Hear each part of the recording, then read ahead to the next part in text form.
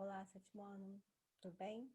Então, hoje nós vamos falar sobre o gênero autobiografia, que se encontra na apostila 3. Então, cuidado para não confundir, porque a gente estava trabalhando a apostila 2 e agora fomos para a apostila 3, que fala sobre o gênero autobiografia.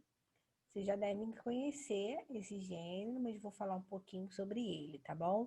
Então, tá aqui, ó. Texto autobiográfico.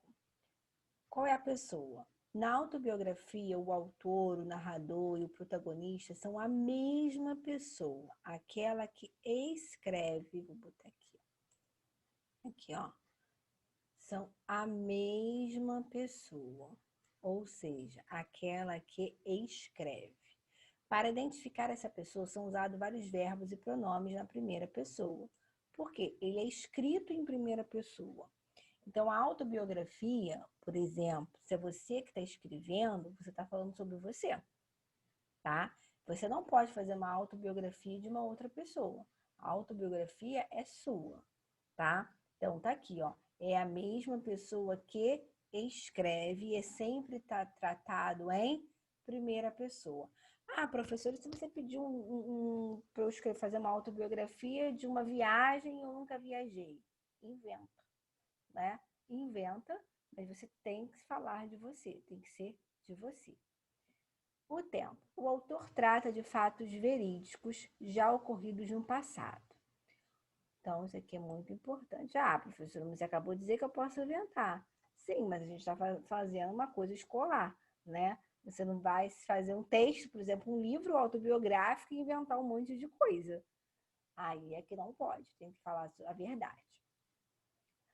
O tempo verbal que predomina relata em pretérito perfeito e perfeito e mais que perfeito. Por quê? Porque trata do passado, que é o que acontece com os modos, é o modo indicativo do tempo pretérito, né? Seja em perfeito, perfeito, mais que perfeito. Trata do passado.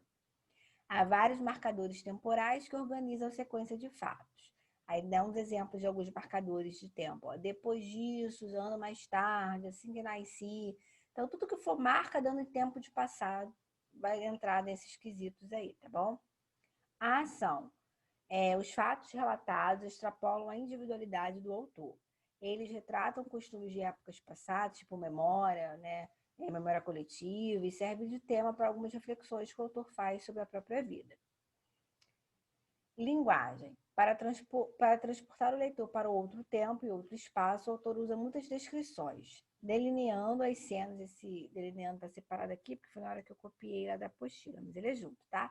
As cenas com muitos adjetivos e advérbios, usando também comparações e figuras de linguagem para torná-la mais expressiva.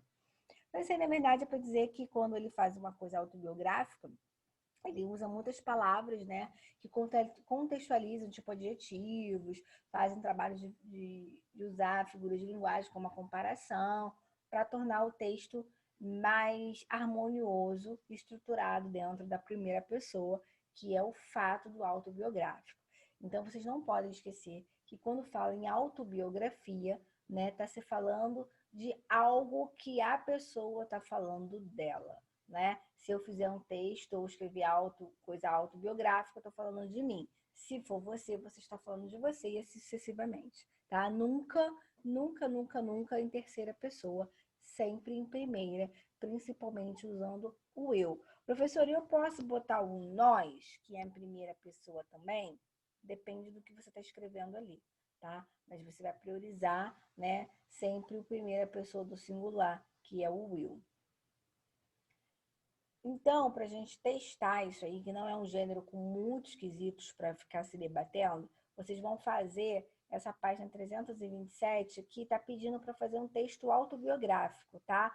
Tá lá na produção de texto, na página 327.